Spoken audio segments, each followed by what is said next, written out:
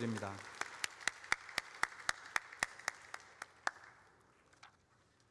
샬롬의 귀한 찬양 제 가슴에도 품고 사역하는 동안 아무 염려 없이 주님의 도우심 믿고 나가도록 하겠습니다. 여러분, 불후의 명곡이라는 프로그램이 있습니다. 토요일에 방송되는 예능 프로그램 중 시청률이 가장 높은 프로그램이라고 하더군요. 저는 전혀 몰랐는데 몇 년 전에 신학교에서 저의 수업을 듣던 한 학생이 자기가 편곡한 노래가 불후의 명곡에 나왔다면서 저보고 꼭 한번 봐달라고 했습니다. 그래서 한번 전체 다 보려고 했는데 그 곡만 좀 꼼꼼히 살펴봤던 것 같습니다. 발표된 지 한 40년이 된 지난 노래, 그래서 이제는 거의 들을 수 없는 노래를 아주 실력이 쟁쟁한 젊은 가수들이 다시 부르는 거죠. 그래서 과거의 명곡, 지금은 사람들이 별로 부르지 않는, 그래서 들리지 않는 그 노래가 불후의 명성을 지니게 되는 겁니다. 아니 불 썩을 후, 그래서 썩지 않는 노래, 그래서 불후의 명곡 아닙니까? 여러분, 우리는 정신없이 바쁜 삶을 살아가고 매일같이 뭔가가 바뀌고 새로운 것이 나타났다 사라지는 것을 경험하면서 살아가는 인간입니다. 그렇지만 그런 우리 안에 뭔가 썩지 않는 것에 대한, 변하지 않고 계속해서 지속되는 것에 대한 동경이 자리 잡고 있습니다. 불후의 명곡이라는 표현에도 그런 그리움이 배어있는 것 같습니다. 하지만 우리는 잘 알고 있습니다. 결국은 모든 것이 썩거나 잊힌다는 것을 말입니다. 여러분, 썩을 후자가 들어간 단어 혹시 떠오르는 거 있으십니까? 노후시설. 정말 늙어서 재구시를 못할 정도로 낡아버린 것, 노후시설, 노후된 건물, 노후된 장비. 우리는 그런 것을 얼마나 혐오합니까? 거기에 들어가서 살고 싶어 하지 않고요, 그런 걸 사용하고 싶어 하지 않습니다. 우리는 노후된 것을 싫어합니다. 그래서 우리는 썩지 않는 것을 꿈꾸죠. 썩지 않을 방법을 모색합니다. 그러나 그렇게 썩지 않으려고 발버둥 치는 인간의 모습은 또한 섬뜩하기도 합니다. 방부제를 쓴 것 같은 그런 느낌이 들어서일까요? 하여튼 시간이 오래 지나서 저 사람 이제 늙었겠지 생각했는데 여전히 똑같아요. 야, 방부제 미인이다, 그런 이야기를 합니다. 여기저기서 자기가 그렇게 늙고 쇠하는 모습을 보여주고 싶지 않아서 온갖 것들을 다 시도해보는 그런 인간들의 모습을 보게 됩니다. 조금 고상한 것 같은데 불후의 명성을 떨치겠다든지 혹은 불후의 공적을 세우겠다고 난리를 떠는 경우들도 있습니다. 늙지 않겠다고, 어떻게든 썩고 사라져버리지 않겠다고 지성 들이고 있습니다. 한마디로 이 모든 시도들은 자기가 썩지 않으려는 것입니다. 근데 성경은 전혀 다르게 말하고 있습니다. 네가 썩지 않으려고 하지 마라.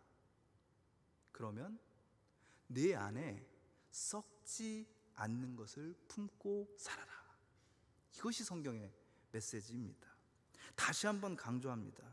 우리는 썩지 않는 것을 우리 안에 간직하고 살아야 합니다. 그런데 우리는 착각을 하는 거죠. 내가 안 썩으려고 합니다. 내가. 왜 그럴까요? 우리 안에 사사로운 욕심이 있기 때문입니다. 그래서 베드로 사도는 이렇게 경고합니다. 14절이죠. 너희의 사욕을 본받지 말라. 사사로운 욕망이 우리를 좌지우지하고 있을 때 그 사욕을 따라서 사는 사람은 그 특징이 자기가 썩지 않으려고 하는 것입니다. 믿는 사람들도 그러기가 참 쉽습니다. 과거에 예수님을 알기 전에 그런 모양으로 살았기 때문입니다. 그래서 알지 못할 때 우리도 그런 방식으로 내가 안 썩으려고 살았기 때문에 정신을 바짝 차려야 된다, 베드로 사도가 아주 강조하고 있습니다. 그래서 고대 사회에서 뭔가 집중해서 일을 하기 전에 고대인들이 허리끈을 바짝 조이고 일을 했던 것을 염두에 두고 베드로 사도가 이렇게 권면합니다. 그러므로 너의 마음의 허리를 동이고 근신하여 예수 그리스도께서 나타나실 때에 너희에게 가져다 주실 은혜를 온전히 바랄지어다. 이렇게 말이죠. 자, 여기서도 중심이 내가 아닙니다. 중심이 내가 되면 안 됩니다. 예수 그리스도께서 우리에게 베풀어 주시는 은혜에 집중해야 하는 것이죠. 그러기 위해서 강력하게 요청하고 있는 것이 있습니다. 오늘 본문에서도 세 차례 네 차례 반복되는 것인데요, 그것이 거룩해져라 라는 말입니다. 너희를 부르신 분이 거룩하기 때문에 너희도 거룩한 존재가 되라는 명령입니다. 근데 여러분, 우리는요, 거룩함이라는 말을 들으면 왠지 부담감을 느낍니다. 우리는 다 알아요. 거룩한 게 좋은 거지. 그리고 거룩한 사람이 되어야 한다고 막연하게 그렇게 생각을 하지만 사실은 그 말 앞에서 부담감을 느낍니다. 거룩하다는 것은 왠지 내가 함부로 다가설 수 없는 고귀한 것, 뭔가 높은 것, 차원이 다른 것, 이렇게 생각을 하는 거죠. 사실 맞기도 합니다. 거룩하다는 것은 인간적인 것과는 완전히 다른 것, 근본적으로는 하나님께만 속한 그런 성품입니다. 세상과는 완전히 분리된 것, 그런 것이 많은 종교에서 이야기하는 거룩함입니다. 그런데 성경은 아주 치명적이고 중요한 진실 하나를 말합니다. 그것은 그 거룩하신 하나님께서 도시의 성벽 바깥에 있는 쓰레기 더미 위에 있는 십자가에서 죽으셨다는 사실입니다. 성벽 밖에 있는 처참한 처형도구, 그래서 거기에는 거룩한 것이 전혀 깃들 수 없다라고 생각했던 그 십자가에서 하나님께서 죽으셨다는 것, 이것이 성경이 얘기하는 가장 거룩한 것, 가장 거룩한 사건이다 라고 말하는 것이 성경입니다. 그러므로 여러분, 이것이 대단히 중요합니다.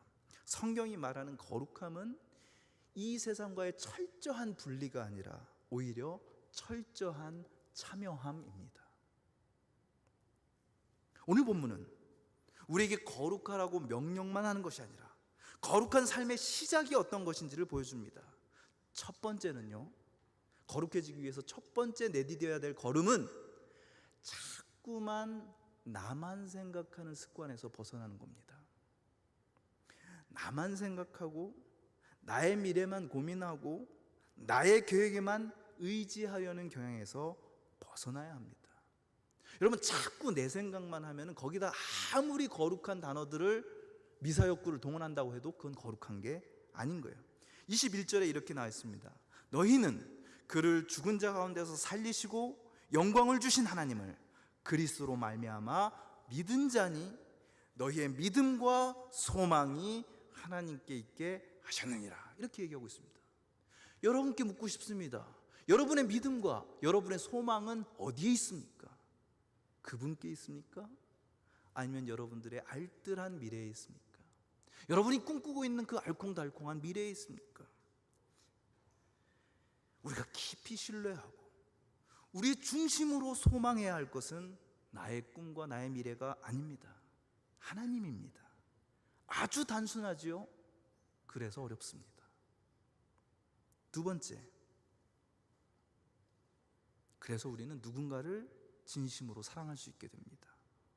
나의 욕망을 따라 사랑하는 것이 아닙니다. 누군가의 기준을 보고 어느 대학 나왔는지, 어느 직장 다니는지, 외모가 어떤지를 보고 사랑하는 것이 아니죠. 22절에 이렇게 나와 있습니다. 너희가 진리를 순종함으로 너희 영혼을 깨끗하게 하여 거짓이 없이 형제를 사랑하게 이르렀으니 마음으로 뜨겁게 사랑하라. 거짓 없는 사랑입니다. 뭔가 음험한 욕망에 따라 움직이는 사랑이 아닙니다. 또 내가 원하고 꿈꿨던 사랑이 아닙니다. 내가 하고 싶었던 사랑이 아니란 얘기예요. 그 사람의 상황과 곤경과 아픔을 헤아리는 사랑입니다.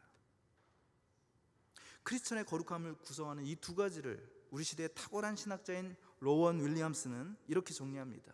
좀 긴 인용문이지만 제가 여러분께 읽어드립니다. 하나는 바라보기다. 곧 예수를 바라보고 하나님이 어떤 분이신지를 바라보고 복음을 바라보고 그것이 의미하는 모든 것을 바라보는 것이며, 다른 하나는 탐구하기.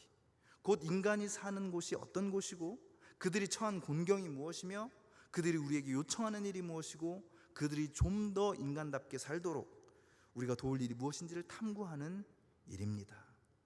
이게 다 나만 생각하고 내일만 고심하던 나 중심성에서 떼어내려는 일임을 우리는 알게 됩니다. 그렇게 살아가는 사람이 거룩한 사람입니다. 자기 혼자만의 종교적인 신심에 빠져서 기도하고 평가하고 판단하는 사람은 얼핏 거룩한 사람처럼 보일 수는 있지만 진정한 거룩함의 길을 가는 사람은 아닙니다. 다시 한번 생각해 볼까요? 첫 번째는 바라보기입니다. 하나님, 그분을 바라보는 거죠. 두 번째는 탐구하는 겁니다. 다른 사람의 삶의 아픔과 공경을 들여다볼 줄 아는 눈이 있어야 돼요. 자, 그런데 이렇게 해서 가는 거룩함의 길을 출발하기 위해서는 분명한 정체성이 있어야 됩니다. 하나님을 바라보고 내 옆에 있는 인간들을 깊이 탐구하는 것 하고 싶지만 잘 안 되는 이유가 여기에 있는데요. 우리의 정체성을 혼동하고 있기 때문입니다. 베드로 사도는 베드로 전후서에서 우리의 정체성을 뭐라고 얘기하냐면 나그네, 이렇게 얘기합니다. 여러분은 나그네라는 거예요. 베드로전서 1장 1절은 이렇게 시작됩니다. 예수 그리스도의 사도 베드로는 본도, 갈라디아, 갑바도기아, 아시아와 비두니아에 흩어진 나그네, 곧 하나님 아버지의 미리하심을 따라 성령이 거룩하게 하심으로 순종함과 예수 그리스도의 핏부림을 얻기 위하여 택하심을 받은 자들에게 편지하노니. 편지의 수신인인 거죠. 본도, 갈라디아, 갑바도기아, 아시아와 비두니아, 그리고 신촌, 여러분들이 바로 나그네들입니다. 여기서 나그네라고 번역된 헬라어는 트래블러, 여행자가 아닙니다. 많은 영어 성경은 이 헬라어를 stranger라고 번역하고 있습니다. 낯선 사람이에요. 이 세상을 낯설어 하는 사람입니다. 그래서 이 세상도 그를 낯설어 합니다. stranger. 이 세상이 여러분들을 굉장히 낯설어 하면서 뭐 저런 게 다 있지? 이렇게 생각하면 당연한 겁니다. 여러분은 stranger, 낯선 사람들이니까요.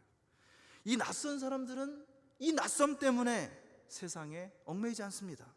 자기가 살고 있는 땅, 자기가 하고 있는 일에 얽매이지 않습니다. 자기가 썩지 않으려고 노력하지 않습니다.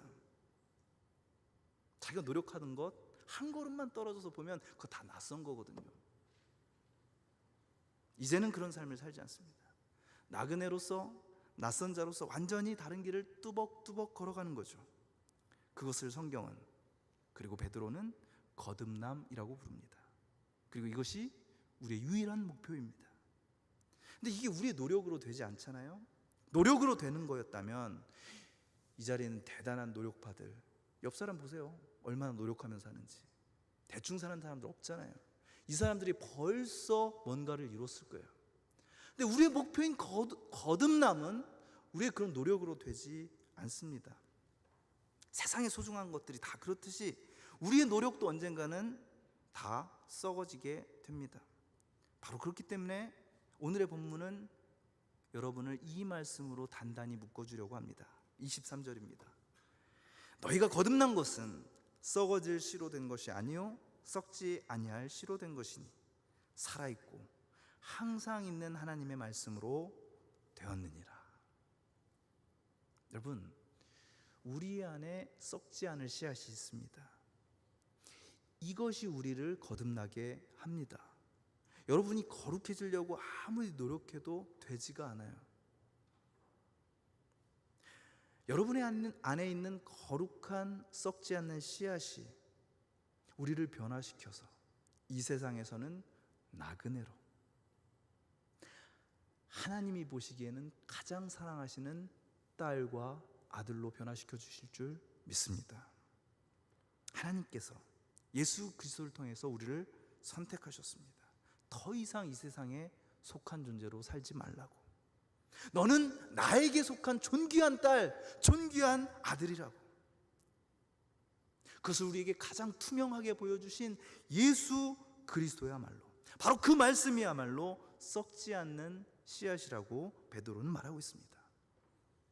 바로 여러분들이 가지고 있는 기도 쪽지. 우리 캄보디아 선교단원 중에 한 명이 말씀을 듣고 그 자리에서 만들어낸 도안입니다. 썩지 않는 씨앗을 꽉 움켜쥐고 사시기 바랍니다. 여러분의 일이, 여러분의 계획이 어그러질 때 내가 썩지 않으려고 노력하는 것이 아니라 내 안에 있는 썩지 않을 씨앗을 꽉 붙잡고 기도하시기를 바랍니다. 그리고 여러분께 하고 싶은 말이 있습니다. 그 썩지 않을 씨앗이야말로, 우리 안에 있는 그 예수 그리스도의 메시지야말로 불후의 명곡입니다. 불후의 명곡. 젊은 사람들이 그 옛날의 노래를 새롭게 해석해서 부르면서 사람들의 마음속에 감동을 줍니다. 왜 사람들이 그렇게 많이 볼까 생각하면 이 시대 사람들이 그런 감동에 목말라 있는 거예요. 뭔가 썩지 않을 멜로디, 불후의 명곡을 그 가슴에 품고 들려줄 수 있는 사람들을 목말라 기다리고 있는 것입니다. 영원히 썩지 않는 노래, 우리가 들을 때마다 우리를 소생시키고, 우리가 따라 부르고 박수치면서 함께할 때마다 감동하고 눈물 흘리고 기뻐하게 되는 노래, 썩지 않을 씨앗, 바로 예수 그리스도의 십자가 사랑입니다. 그 노래의 씨앗, 하나님 아버지께서 예수 그리스도를 통해 불러주시는 불후의 명곡, 그 음표 하나하나가 되어 캄보디아로 떠나는 청년들을 위해 여러분 기도해 주시기를 바랍니다. 또 하나 보여드리고 싶은 도안이 있습니다. 이건 아깝게도 우리 캄보디아 단기 선교 상징하는 걸로 채택되지는 못했지만 제가 볼 때마다 계속해서 기억하고 있는 그림입니다. 뭐가 보이세요, 여러분? 저는 음표라고 했는데 정작 그린 사람은 민들레 홀씨라고 얘기해가지고 제가 굉장히 당황했습니다. 그러면 어떻습니까? 제가 그렇게 보이는데요, 음표 같아요. 15개의 음표가 되어서 캄보디아 땅에서 불후의 명곡을 부르고 오겠습니다. 여러분, 이 자리에 250개, 300개의 음표가 되어서 여러분의 척박한 삶의 현실에 불후의 명곡을 전해주는, 함께 부르며 울고 들으면서 감동하고 노래하면서 누군가를 울릴 수 있는 여러분 한 명 한 명이 되시기를 주님의 이름으로 축원합니다. 기도하겠습니다. 자비하신 주님, 이 시간 캄보디아를 바라보면서 또한 정말 척박하고 우리를 힘들게 만든 우리의 일상을 바라보면서 나 자신이 얼마나 초라해졌는지 돌아보게 됩니다. 그러나 가만히 생각해 보면 주님, 우리가 이렇게 힘들어하고 어려워하는 이유는 우리의 정체성인 그것, 우리가 이 세상에서는 나그네, 낯선 사람으로, 스트레인저로 살아갈 수밖에 없다는 사실을 까맣게 잊어버린 데서 오는 것은 아닌가 생각해 보게 됩니다. 자비하신 주님, 우리가 이 땅에서는 나그네로, 하나님의 거룩한 품 안에서는 가장 사랑받는 자녀로 살아가고 있음을 기억하게 하여 주시옵소서. 이 세상의 헛된 것에 얽매이지 아니하고 언제든 주님께서 가라 하시면 그곳으로 가서 주님께서 모든 인생을 향해서 불러주시는 불후의 명곡을 전파하는 저희가 되게 하여 주시옵소서.